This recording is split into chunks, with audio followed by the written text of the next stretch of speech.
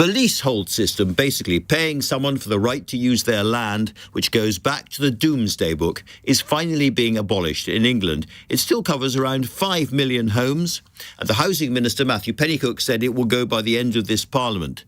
Leasehold means lots of people paying so-called service charges and getting very little back. Let's hear now from Harry Scoffin, founder of Free Leaseholders and the housing campaigner himself. Harry, you are not particularly delighted by this. No, I think it's a lot of smokes and mirrors, I'm afraid, because Labour had some really great commitments in the manifesto, but they're promising what Labour promised in 1995. You're a historian, you'll remember. I remember 1995. Yeah, when I was 1 year old, the late Frank Dobson and also Nick Rainsford, they said all new flats Commonhold. They got lobbied, that government. They didn't do it in 13 years. The Tories let us down.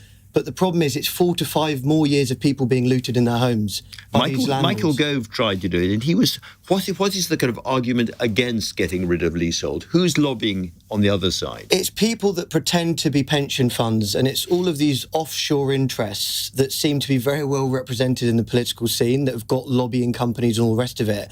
But it's not that complicated. So what Labour put forward today are reheating recommendations from a Law Commission report half a decade ago.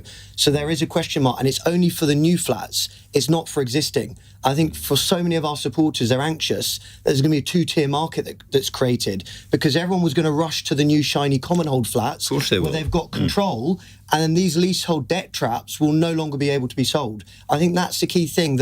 So they're creating a new problem, basically. They're creating a new problem, and I think that's the thing, that here it is, an end to feudalism, 1995. They promise all this stuff. It's not radical. And I think that's the key thing.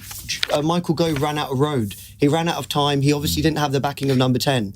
In all your time campaigning on this, have you ever come across a householder who gets a good deal from a leasehold?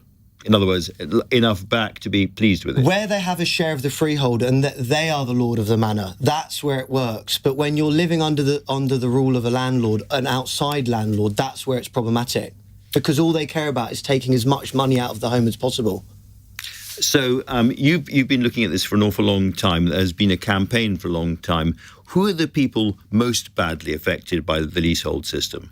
Well, it's a London issue, but it's so much more than that. So we go up and down the country, Blackpool, Bolton, everywhere. Basically, people are affected because we're building flats now more than we ever have before. And we've got a booming population. We've got huge immigration. We're going to have to build up. And we've got a second least proportion of flats of any country in Europe. And presumably, if you got the leasehold, and instead of a 2-storey building, it becomes a 12-storey building, you are absolutely quids in. You can just charge more and more. Is that right? 100%. And there's no capping or control of these charges. And I think that's the key thing, that you've got a landlord who sees the home as an income stream. For the leaseholder, they want these service charges to be fair and transparent and to have control over them.